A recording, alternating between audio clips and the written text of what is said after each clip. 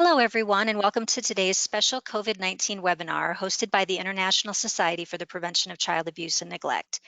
We thank you for being with us today and appreciate all you're doing to help children during this challenging time. Today, former ISPCAN Councilor Desmond Runyan, lead developer of the ISPCAN Child Abuse Screening Tools, or ICAST, will review ICAST as well as Multiple Indicator Cluster Survey, or MICS instruments, for those interested in undertaking surveys to understand the impact of COVID-19 on child abuse. Dr. Runyan will discuss the advantages of each instrument and highlight geographic locations which can use and build on prior work.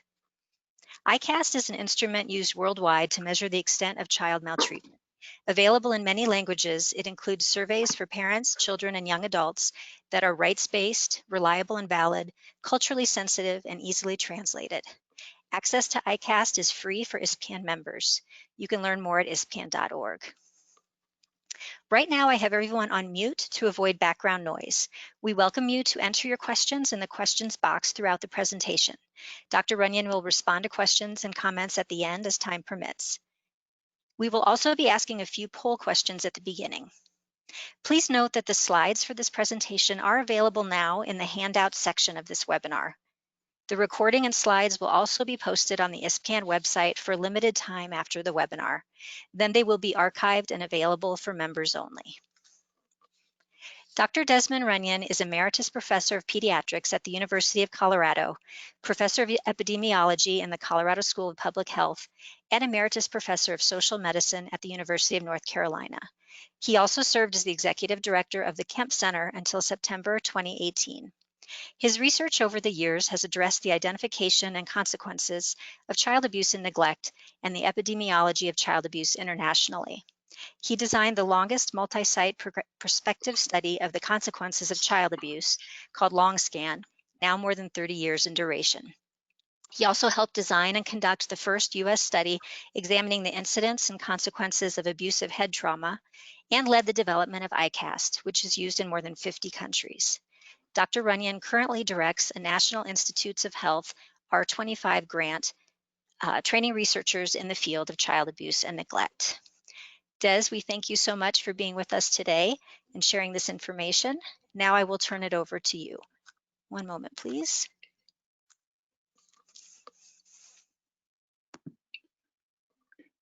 Let's see if I can. I'm going to turn on my webcam for just a minute so you can see what I look like with my COVID lack of haircut, but I'll turn that off in a minute. Good morning, good afternoon, good evening, good night for those of you in different parts of the world. This is a nice opportunity to talk with all of you about something we care about. I'm hoping that this will be a discussion as much as a lecture and presentation, and we can share best practices back and forth and think about new ways to understand what's going on. I'm going to turn my camera off and try and figure out how to get the control panel out of my way, and then we can go ahead and get started. No, that didn't work. Okay, so today this is an ISPCAN talk, and so we'll talk about the ICAST instruments, which stand for ISPCAN Child Abuse Screening Tools, their origin and intent. We're going to talk with all of you about the different theories about whether the epidemic of COVID has increased or decreased child maltreatment. We actually will include a poll in that. We're going to talk about the need for parental and self-report data and the requirements for such a study, and talk about the ICAST, the MICS child discipline module, the VAX instruments, and other study considerations, and hopefully have a little discussion about the work that all of us can be undertaking to try and understand this important topic. If you have questions along the way, I realize that my little chat window disappeared, so I will do my best to kind of respond as best we can. I'll start by saying that in 2002, the World Report on Violence and Health really outlined the limitations of current international knowledge about the incidence and prevalence of child abuse and neglect. And that report noted that the data were compromised by different countries and different investigators using different measures, that different definitions were being used, a lack of standardization of any kind. We noted that some studies mixed data from what happened at school with what happened at home, while others were considered only those events happening in the home. Some scholars limited focus to specific populations or avoided specific forms. So we had investigators that would look at physical abuse but not sexual abuse, or neglect but not physical or sexual abuse. We had folks looking at school in 5th grade or 6th grade, but not before or after. So participants had been limited by age, by gender, by religion, and school enrollment, among other criteria, resulting in the lack of ability to compare and contrast results in different places. And yet, I would argue that the variation in culture and how we interact with each other around the world gives us some real clues as to what things are protective and prevent child abuse and what things exacerbate it. And so that we have much to learn with international comparisons. And so I'm glad you're all here.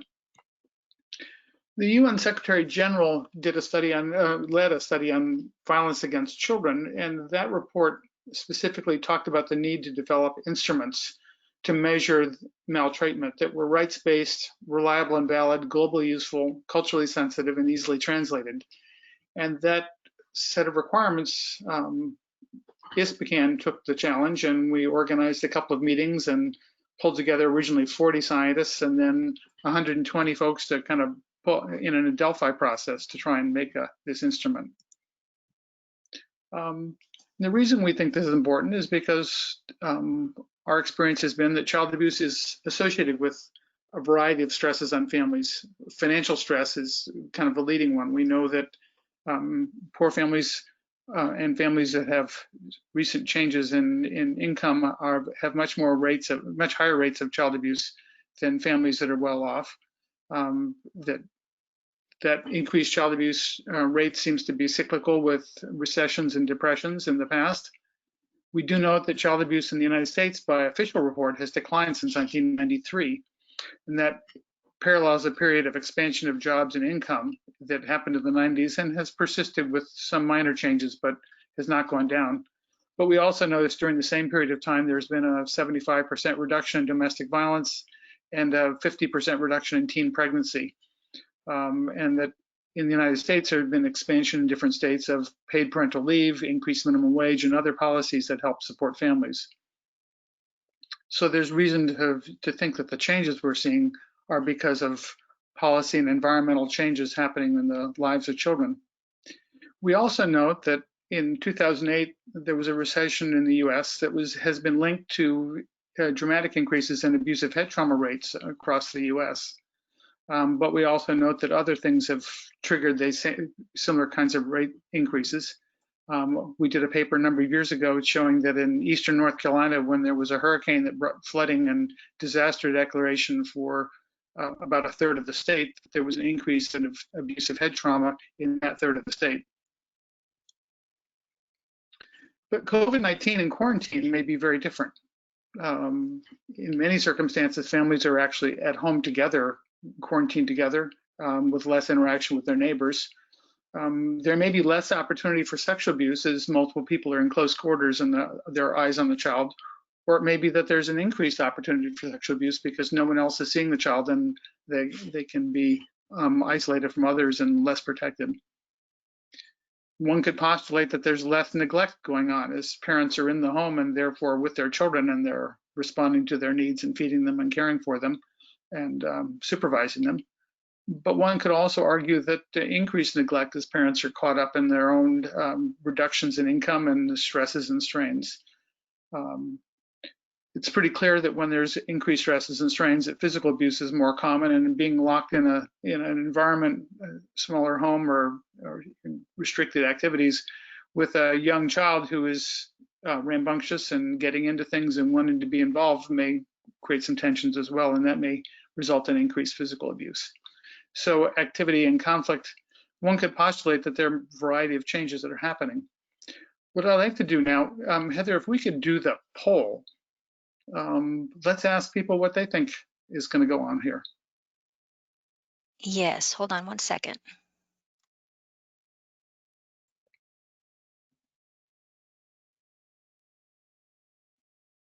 I'm trying to find, okay, here we go.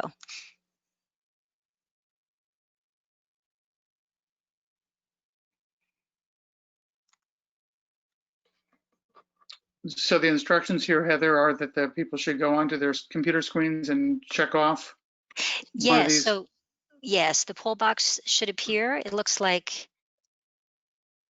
almost 50% have voted. If you can see the question here, it's do you think that physical abuse has increased? Give it just a minute.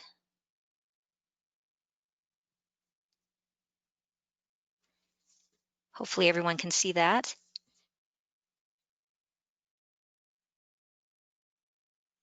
So Des, are you seeing the box on your screen I also? see the, yes, I do see the box. Okay, so we've got about 75% response. We'll just keep it open maybe for a minute here.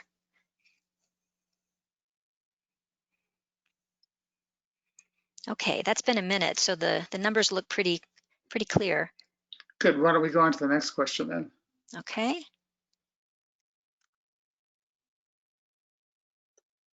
Hold on, please. So the first question for the attendees is on physical abuse. And now we're asking about neglect and sexual abuse as well. Yes. Okay, so the second one should be coming up about neglect.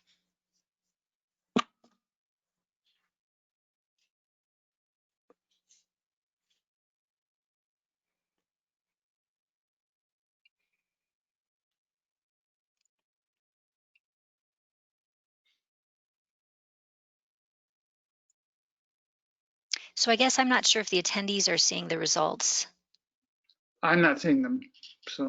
Okay, so for physical abuse, it was over 90% said that it had increased. Mm-hmm.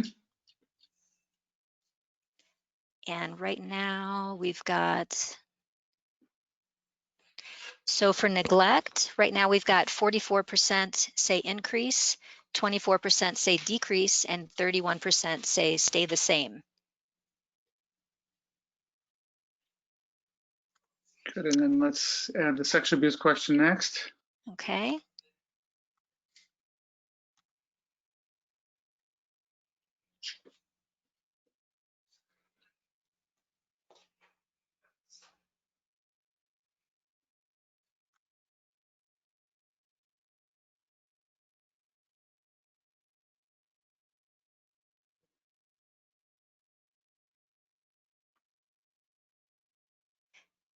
Okay, so for sexual abuse, it's showing 60% increase, 18% decrease, 25% stay the same. Great, thank you, Heather. Mm-hmm. So we'll go back to our slides. So one of this, as you can see, are even among those of us who were interested in this webinar, which means a lot of experts on child abuse and neglect, there's a fair amount of discrepancy in terms of what people think is going to happen. And so this is obviously an opportunity for data. Oops, let's see if am I in control here? Yeah, okay. So we did the poll. So how could we really know about the changes that happen related to COVID?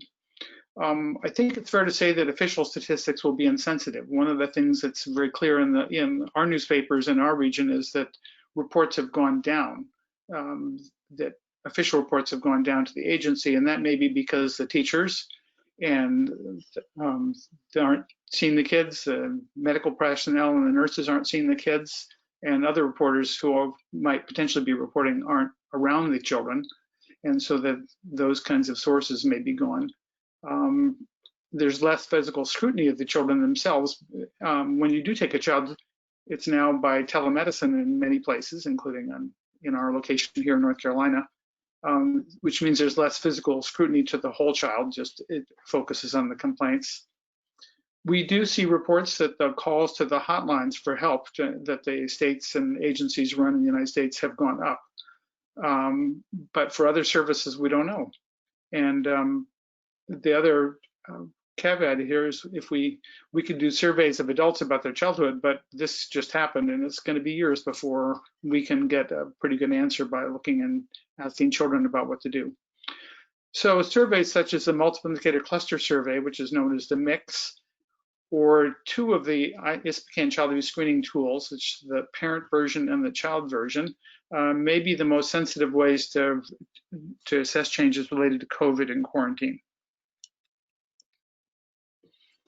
So if you wanted to do a study on the impact of COVID on child abuse and neglect, clearly you'd need to have some baseline data ahead of time. What used to be the rate? How common was child abuse and neglect prior to COVID coming along and the epidemic? And so that certainly complicates life for places that haven't got those baseline data.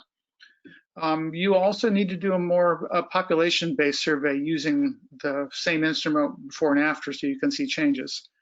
And what I mean by population-based survey is that every person in the population has an equal chance of being selected, which means that the survey is then representative of the population. And there are ways to adjust that in terms of knowing by collecting some demographic data and then matching it to the population, you can adjust estimates. But in principle, then you need to have what's called a true random survey and not just a catch as catch can survey. For example, if you just put a survey out on the web and asked anybody to fill it out, the people that have a particular perspective, and that might be the people that discover it and fill it out. And you really want to drive the survey to people and get them to fill it out such that you don't have a bias by who chooses to answer your survey. So you need a well-executed population survey of parents or of children. Sampling with clusters may facilitate access. Back in the days pre-COVID, when we actually had kids in school, you could potentially work with the school system to identify children and cluster them. And that's what was done in Saudi Arabia with the ICAST study, for example. But that kind of strategy is a little more complex when children are no longer in school. I think it's fair to say that a rapid study will require either parents or older children to make the report. And finding older children may be complex. Parents are probably more reachable in the home now than they've ever been, but it's by cell phone or other methods that often people don't answer. So that may be more complicated. Retrospective surveys such as the ICAST R or the young adult version of the Violence Against Children surveys, which ask about lifetime experience, are going to be less useful because you're going to get whatever happened in the last few months mixed in with many other experiences that they've had over time, and being able to describe and identify what happened recently may be more complex. And asking children may not describe young children's experience, and we know from our own work in LongScan and from the literature, the rates of harsh physical punishment and child abuse, physical child abuse and neglect are much higher for little children than for older children, although sexual abuse is higher for older children. And so that efforts to survey children who are 13 to 18, such as the Violence Against Children survey does, might not describe what's happening to younger children. And so that may be an important gap. So the candidate instruments that you might think about if you were going to do this, and you should love the one you're with, I think is a quote from a song, but you need to find instruments that have been used in your population in the past because you need some baseline data. And so Murray Strauss and his colleagues at the University of New Hampshire developed the Parent-Child Conflict Tactics Scale back in 1998. And that's been widely used all over the world. And there are many samples in different parts of the world. And it may be that those are the data that you have for wherever you work. And that it's a parent-completed survey about what they've done to discipline or teach their children right from wrong. It's well accepted and standardized. The multiple indicator cluster survey, which I'll come back to, is a child discipline module that was developed by UNICEF and added to the multiple indicator cluster survey instruments that UNICEF developed for countries around the world to use to monitor their population. It's a parent-completed instrument and the child discipline module asks, it basically took the Parent-Child Conflict Tactics Scale, it truncated it down to, I believe it's 11 questions. By making some of the questions double-barreled and asking if you were suggesting multiple places one could have been hit at the same time. But that multiple indicator cluster survey then is an instrument that has been used in wave 3, 4, and 5, and so has been widely used around the world. The ISPCAN child abuse screening tools, and since this is a webinar with ISPCAN's help, we'll talk a little bit about that. And then the Violence Against Children survey data. And they collect data on young adults and also on children 13 to 18 years of age. And I'm going to suggest that the young adult data may be less useful, but that the survey data for children 13 to 18, if you have data already in your country that's been done with that, that it's an opportunity to look and compare and contrast with new data. So first about the multiple indicator cluster survey, because for people around the world, many nations have done this. In the United States, we have the Census Bureau does a survey every year of a random sample of the population called the Current Population Survey. And that's an instrument that's designed to help guide government policy about, and it answers questions about how many people live in houses with toilets and how many rooms do they have and what kind of work do they do and a variety of things. And it's a random sample of the population. A version of that was developed by UNICEF and the UN. The UN developed this for countries around the world to do similar kinds of assess their current population needs of their countries. And UNICEF developed a child discipline module that was added to the third wave in 2006. The third wave of MICS takes a couple of years, and then the fourth wave has been done, and now the fifth wave is out in the field. And different numbers of countries have used it, but I think this year 45 countries are using the MICS Child Discipline Survey as part of their MICS Wave 5. The Wave 4 data are already in the box. They have 45 countries, and for those of you who want to investigate kind of what's happening now, one simple strategy might be to pull the data for what happened in your country before and replicate it with a new MICS child discipline survey that's targeted just for that instrument, but that compare and contrast the changes that have happened since the last time the MICS was done in your country. Waves 4 and 5 that were completed prior to COVID are probably provide the best baseline estimates of how much abuse, harsh punishment children have received.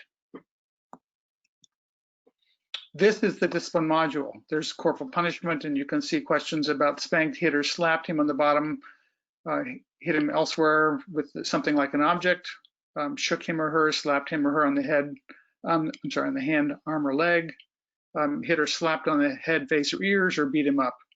Verbal punishment is also there, as is nonviolent punishment. And then there is an overall question asking about, do you believe that in order to bring children up, you need to physically punish them? So those questions have now been used with literally thousands and thousands of people around the world in 45 countries. And so if you're fortunate enough to live in one of those countries that has baseline data, you could go into the field with this questionnaire again and compare and contrast. And the data that you need to compare to are already publicly available. So there's more. I didn't list the MICS 5 countries that have been completed. I didn't have full details on that, but for MICS 4, this is a list of some of the countries that have done it. So, and you can see the sample sizes are really quite large. Belarus has over 3,000, Moldova has over 3,000, People's Democratic Republic has 14,000 people included, Vietnam has 6,000. So, and here, continuing on, you can see Argentina has over 14,000. So very small changes in reports of different forms of discipline can be detected with a new survey because of the baseline data are so comprehensive. And I didn't include yet a third page. I wanted to collapse the number of slides, and so you can see that Algeria, Iraq, Palestine, Tunisia, Afghanistan, Nepal, Central African Republic, Chad, Congo, Ghana, Mauritania, Nigeria, Sierra Leone, and Togo also have collected these data. And so these data are available for comparison and baseline, so you can talk about trend data. So that's about the MICS, and now I'll go into the ISPCAN child abuse screening tools. Since this is an ISPCAN talk, you probably expected this. The ICAST tools were supported by a meeting following the ISPCAN Congress in Brisbane in 2004. It was a direct response to the UN Secretary General studies. They actually hadn't even released a report yet, but they were already talking about the need to develop more standardized measures across the world so things could be compared.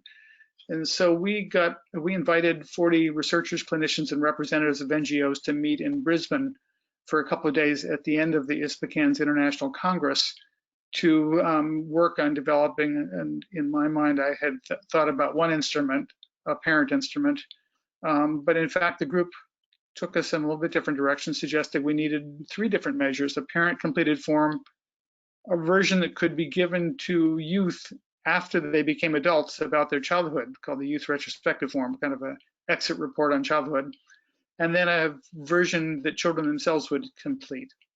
And so those forms were put out, were drafted at that meeting. And then we had 2 rounds of Delphi review by 120 reviewers, mostly social scientists. We selected them preferentially from low and middle income countries to try and get a broad representation around the world, since several of us that started this process were in upper income countries. We selected authors who had already published research in the journal Child Abuse and Neglect as a way of identifying folks that we thought could carry on these investigations and would be knowledgeable at it. And then after use by many investigators, and particularly the Balkan Epidemiologic Studies, BCAN, we then solicited advice from the people who had used it about what changes should be made, which questions didn't work, which questions should be reworded, the response set and the instructions. We revised the instruments and then we released them. I believe it was 2014 was the revision of the ICAST instruments. We actually call them version 3 because there'd been kind of some version 2s of a couple of them in between that had been moving around. And then in 2016, we developed a data entry system using the Epi Info software that's free from CDC to try and make that available to investigators to try and help facilitate the use of the ICAST instruments. There have been several validation studies. The initial studies were all small because we had very limited financial support to build the ICAST. So we had samples of about 120 patients or children in different countries, and you can see we did it in Egypt, India, Colombia, Congo, Malaysia, Russia, and Iceland. And we observed that the parent ICAST-P and the child version, ICAST-C, performed with little difficulty in pilot testing. Subsequent to that, our Chinese colleagues took the ICAST-C and they validated, and they concluded their instrument was valid in Mandarin. Investigators in Brazil have validated actually all 3 versions of the ICAST, the C for the child, the P for the parent, and the R for the retrospective. Were all validated in Portuguese, and the Sri Lankan version of the ICAST has also been validated. So more than 300 investigators have requested the ICAST from ISPCAN, and I just put them on a map. And I may have missed a few countries, but I tried to outline on a map in red the countries that have requested the instrument. And then 27 countries and counting have gone ahead and published data on the ICAST. And those are coming out all the time. Oops, let's see. I said that before. So these were all we have versions. When investigators request the ICAST from ISPCAN, we have made a request that they send back their translated instruments back to ISPCAN so that ISPCAN can share them with others to facilitate the work and kind of keep an eye on things. So for example, our Egyptian colleagues did an Arabic version that was also, and then our Palestinian colleagues did an Arabic version, our Saudi Arabian colleagues did an Arabic version, but we shared the earlier versions we had with them, and so it was building on it. The Balkan area studies have all shared their instruments back and forth and massaged them, but we also have Romanian, Russian, Serbian, Spanish, Swahili, Thai, Turkish, Urdu, and Vietnamese versions, and so it's pretty impressive. We don't have the resources at ISPCAN to kind of go through and do the real policing to make sure that they're all exactly comparable. That's something the user community is responsible for doing, and so when we share a new Spanish version with the Colombians, and the Colombians send back and say, these are the questions that we thought were not translated the way we would do it, and they had worked through to retranslate them and send that version back. And so we'll have a Chilean version, a Colombian version, a Mexican version of the ICAST. So that's been done. So I looked on the Web of Science recently to see kind of how we're doing in terms of the use of the instruments. The ICAST-P has I found 25 publications on the ICAST and 179 citations on 142 articles where that it was reported, the results were reported or summarized in some way. You can see that ICAST is probably the most published in terms of people doing it. That seems to have captured the most attention. The version that we're using now began, we took the Balkan areas experience and added questions back that had been dropped by the original groups that were separate that developed the ICAST-P, the ICAST-C, and the ICAST-R. So we kind of tried to homogenize those a little bit more. It was difficult because the wording has to be different for the different children. We modified the list of perpetrators. Several questions were recommended to be reworded, and then we modified the response options.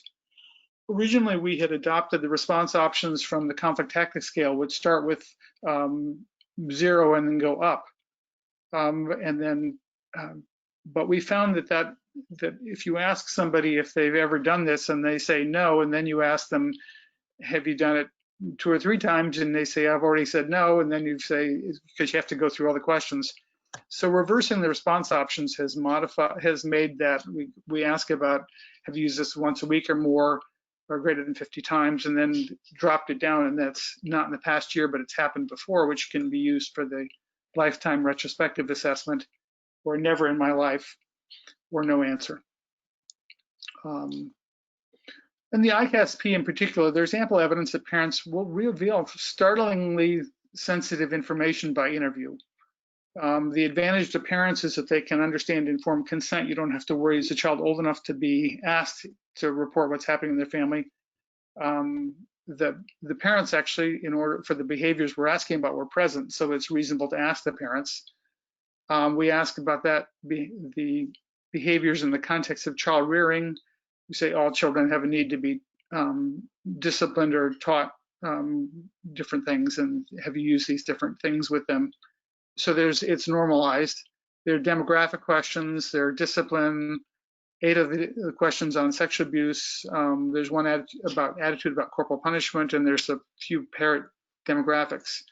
And our intention is that if you're doing a comprehensive study, that this was just one part of the instrument, and then you would add, depending on your research question, if you're interested in depression, you would ask about depression, or here in the context of COVID, you might develop questions about whether they've been isolated, how much contact they've had with people, whether there's been financial changes. So it's part of a whole interview. The ICAST-C was developed because child abuse is a private act, and because we came from the Secretary General's studies advisory group and were really concerned with the child's rights perspective and respect for children, we thought we really need to ask the children.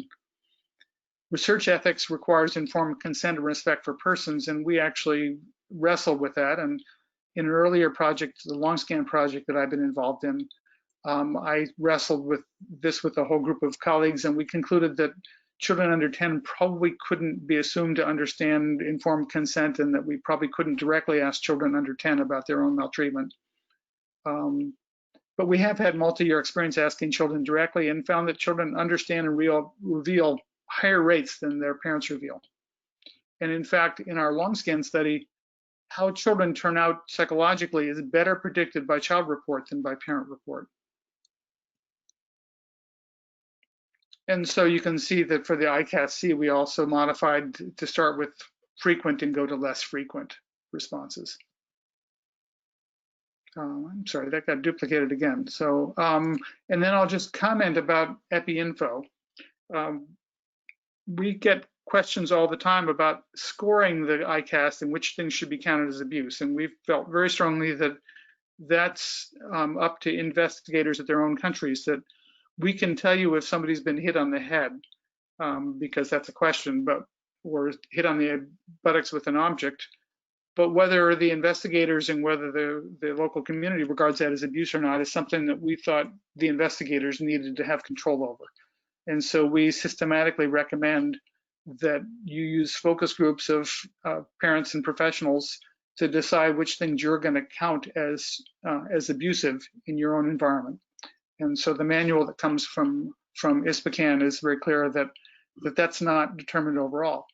Now, what investigators have done is they look at the literature and what's been published before and compare and contrast the data they have from their country to other countries. But that's something that should be thought about carefully, and the investigators need to be challenged to think about whether that's the right way to do it. So we also did Epi Info as a revision. I mentioned that we developed the data entry templates for Epi Info to facilitate data entry.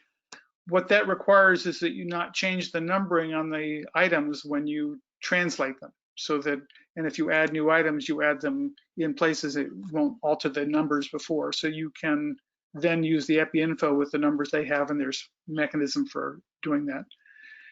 Epi Info is a statistical and data entry package that CDC's developed. It's available in multiple languages and is free. But you also can collect the data, enter it there, and then import it to statistical packages like SPSS, SAS, SysStat, Stata, and R.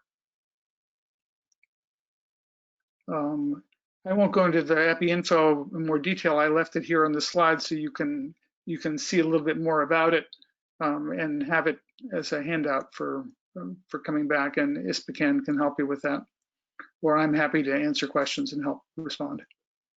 And you can see that here's a copy of the data entry form. Sorry, it's in blue, so it's hard to read, but this is the ICAST data entry form. When you translate it to a different language, as long as you keep the numbers and the response items about the same, the Epi Info program can work without modification. And that's a C. I should mention that ISPCAN's not, the ICAST is not the only game in town, and I'm reminded that violence against children surveys have actually been fielded around the world. These are cross-national surveys of females and males 13 to 24 years of age, asking about the last year and ever in terms of violence exposure. They're specifically designed to produce nationally representative data, and so there's a cluster sampling process that develops weights and is pretty comprehensive. And unlike the ICAST, which basically asks about the exposures and then you tie it to health consequences, the violence against children surveys already have their health consequences and risk and protective factors questions built into that survey. My understanding is that the VAX has already been completed in 22 countries, and I list them here, and that they're underway in Colombia, Cote d'Ivoire, Guatemala, Lesotho, Moldova, Mozambique, Namibia, and the Philippines, among others. If you live in a country that has already done the violence against children surveys and you don't have baseline data on an ICAST or version or a conflict tactics scale, this is probably the best way to go ahead and develop before and after data. And so I think that this is something that you should think carefully.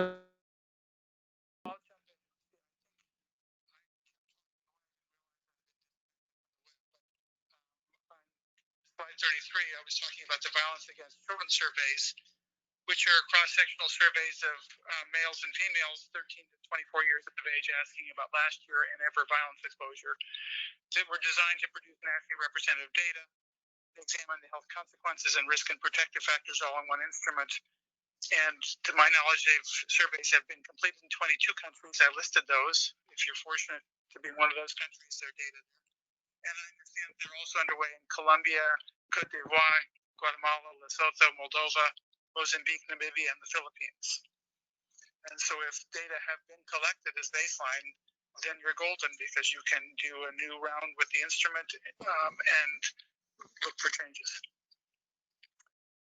So the bottom line is love the data you have. If you have mixed data available in your country, and many countries do, then a new random population survey with the child discipline module will help understand what's been happening since COVID came by. If you have prior ICAST data available in your country, a new random survey of parents can be linked to the prior data and compared and contrasted. But you may need additional instruments if you're curious about what's happened in terms of isolation, quarantine, family finances, family function. If the violence against children data are available, restricting it to just the data in the last year and not looking at the lifetime data, and looking only at the children, because adults are asked about lifetime, and their lifetime experience may dwarf what happened more recently. But if you focus on the children 13 to 18, you can potentially assess the impact of COVID on older children.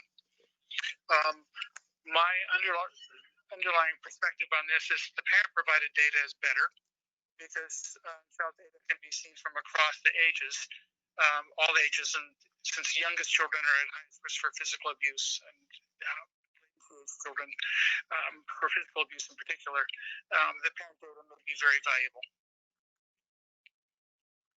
You'll need to pay attention to sampling and access since this is a time of limited contact. Telephone or computer-based data may be possible. Cell phones have made such high penetration. On the other hand, people may not want to use their minutes answering a number they don't recognize.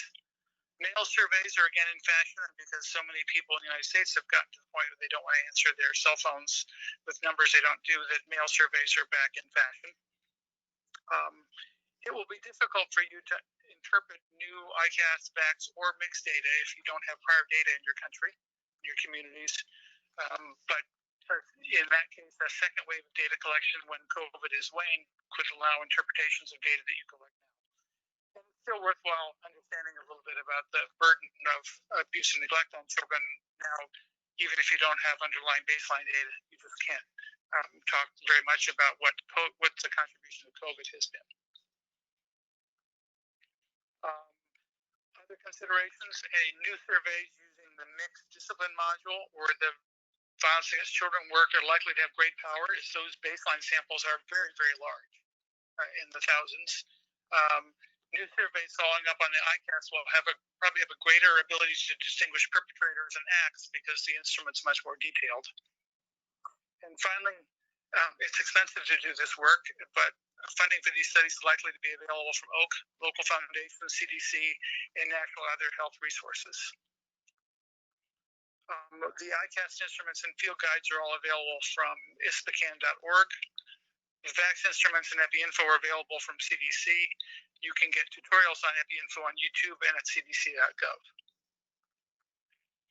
And now we have time for questions. And I just took my email there. I'm happy to respond to questions.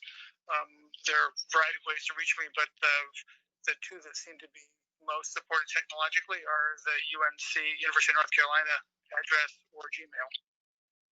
And thank you. I'm happy to go to questions now. Okay, great. Kathy, want to take it back so we can show us questions? Yes, yes. So I will leave this slide. Okay, hold on one second. Des, can you put your last slide up again? Sure, I'm sorry. That's all right. We'll just leave that up for a few minutes so people can see your email address. Thank you. So again, we apologize for the technical difficulties, everyone.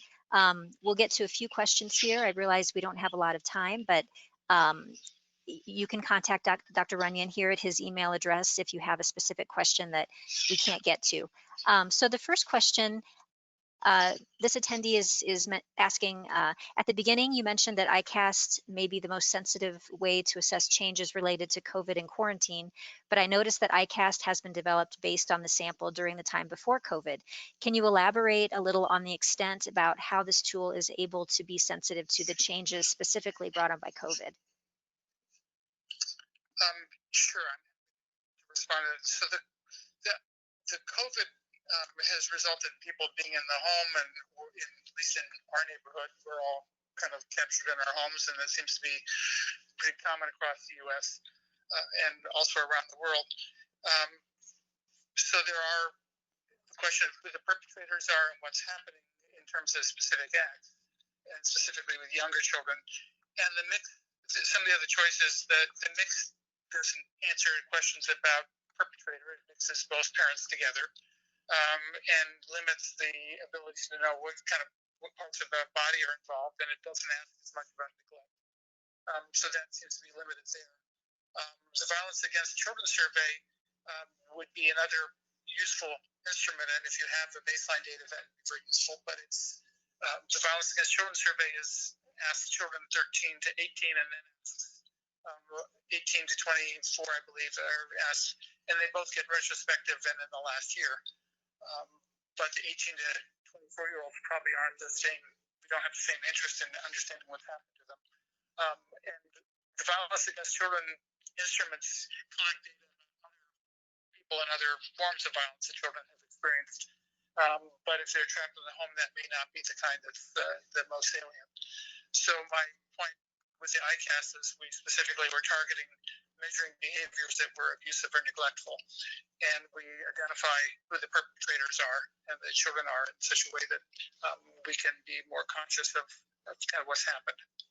Okay, and you maybe have addressed this. Another attendee is asking if there is no baseline data from a particular country, if you can recommend the maybe the best or most pragmatic thing to do during this time related to COVID. A survey asking children or asking parents about what they've done in children, what they've experienced, is still useful. Those are still valid numbers in terms of what's going on. It's just difficult to kind of know how much of this has been forced by the changes from COVID versus how much the baseline data. We know from our other work around the world that there are other factors that dramatically influence the rates of abuse and neglect. We found within one country in India that the city of Chennai had the lowest rate of physical abuse of any place that we surveyed around the world, and not too far away in the same country, a community had the highest rates. So the strongest predictor of which of the rates was the years of mother's education. We know in our analysis of the U.S. that teen mothers are much more likely to use harsh punishment than older mothers, and so there are other circumstances that. So when you do a survey without baseline data, you may not know what are the features that are kind of that explain what's going on. It may not be COVID, it may be something else. But you can come back and do a repeat survey later, potentially, and help understand what has happened. Okay, thank you for that. We've had a few questions about your thoughts on the ethical or child safeguarding implications for studies being done during this time, or any ethical limitations, perhaps. We've been very cautious about doing surveys that put in the field that potentially puts the children at risk, and so that's one of the major drawbacks of the ICAST is that the consent process, and parents may choose not to consent to let their children do the survey, which was the origin originally for the retrospective ICAST. But the retrospective ICAST is not sensitive enough to capture kind of what's happened recently versus long ago. But many people around the world have gone ahead and used the ICAST and successfully used it, and felt that they could address the ethical issues in terms of resources and consent. And so I don't have all the answers on that, but there are many investigators around the world, and I know I was involved in collaborating with some folks in Saudi Arabia that did a national survey of children in Saudi Arabia with the ICAST. Okay, great. Let's see. We've had a couple questions about convincing certain organizations, for example, public service organizations or schools, to participate in research studies. I don't know if you can speak to how to convince or encourage, different types of entities to participate in research during this time. An important question. In some ways, COVID has made it so that we can't use some of those same institutions that we might have approached in the past. So, for example, in the United States, in our community, the schools have all been closed, and so it doesn't actually help us to approach the schools to do a survey because the schools have been closed, and it's not quite clear when and about how they're going to open. And they've obviously have other considerations in terms of how they're going to be safe and get children educated. So I think at this time, we probably need to be figuring out ways to work directly with parents and families that don't require the same institutional support that we would have used with the schools. I'm not sure I have different communities in terms of access to those organizations, but I think there's inquiring minds really are asking this question, and certainly the surveys we did, there was a fair amount with you folks. There's a fair amount of disagreement or a difference in opinion about what's going to happen with COVID, and I suspect that those are pretty broad questions, and I think we can probably lean into our institutions that care for the well-being of children to see if they can help us get these surveys done. Great, thank you. And we've had a few questions specifically about using the studies, and you've addressed this a little bit, but some attendees are asking about whether parents are present when children are interviewed, and you already mentioned that parents need to give permission for that, and then also any challenges with parents not being truthful when they're being interviewed. Both good questions. So I think it's really incumbent on the parents to not be present when, or in the research for the parents not to be present when the children are being asked, because that's gonna clearly censor the data. And children, and you also as an investigator can't share results of what the child said to the parents, other than just broadly that the child happily participated or something like that. I think it's unethical to share the results of what the child said, and I think it's inappropriate to have the parents in the room if you're asking about this. So what we've done in our work is we've given parents, we said we're going to ask your children questions about their health and experiences they've had, including how their behavior is addressed, and we asked them to leave the room, and we've actually had no great difficulty with getting folks to do that. We've relatively few circumstances of parents not wanting to leave or let us go ahead and interview the children. Okay. All right. Thank you. And maybe just one more here. I know we're going over time due to our technical problems, but this person is asking, what is your recommendation on collecting data with these tools, and then the requirement to report if child maltreatment is detected based on answers? An important question. So in the U.S., we've done these tools anonymously. We use anonymous random digital telephone so that we don't actually know who they are. And we explicitly don't collect information that would identify even the phone number. In our system, we make it so that the phone number is no longer available to the interviewer. Once the interview is started, it goes off the screen and is not recoverable in such a way that we can't identify the results with a specific child. And this done on purpose to try and make it so that we don't end up running afoul of reporting laws. We've gone through the ethics committee and worked very carefully to with the state, and concluded that that they're okay with that. So that's how we approach it here. That's going to be dependent on different countries. It's going to be different in different countries. Okay, great. Thank you. I think we will end it there. So Des, thank you so much for sharing this information with us today. And again, we apologize for the technical difficulties. Thank you everyone for your questions. And again, we could not get to all of them, of course, but please reach out to Des directly if there's a specific question you would like to ask him. And we will consider ways to share your comments and questions among the group, because a lot of you are asking for ways to connect with each other. So just a few concluding slides here. I wanted to encourage all of you to become members of ISPCAN if you're not already, so that we can continue having webinars like these. Our member benefits include discounts to our congresses, which will resume in 2021 in Italy and Australia. We offer several membership levels, including our new associate membership, which is $35 a year. We invite you to visit ISPCAN's COVID-19 resources page to get some resources for professionals, parents, and children. You'll also find information on our upcoming webinars, including our next one on June 19th with Andrea Gonzalez of McMaster University on measuring family violence in the context of COVID-19 in Canada. To learn more about ISPCAN, please visit us at ispcan.org.